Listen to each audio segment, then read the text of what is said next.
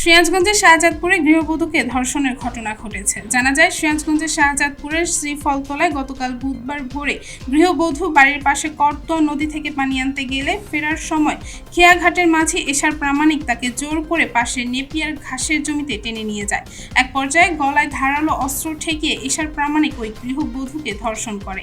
এমনকি ধর্ষণের চিত্র ধর্ষক এশার তার মোবাইল ফোনে ধারণ করে।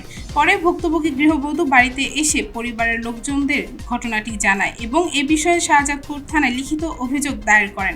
অভিযোগ দায়েরের পরপরই পুলিশ ধর্ষককে গ্রেফতার করতে সক্ষম হয়।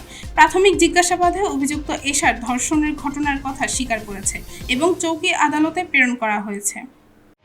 তাহলে তোমার নাম কি? এরশাদ। এরশাদ। তোমার বাড়ি কি শিবলতলা না? আসলে ঘটনাটা যে ঘটছে আসলে কি তোমার মনে ওই সময় শয়তানি আইছিল নাকি? মানে সকালবেলা নাকি তোমাকে কি করছে? রাতের 4টার দিক কি হয়েছে? ফোন দিছিল?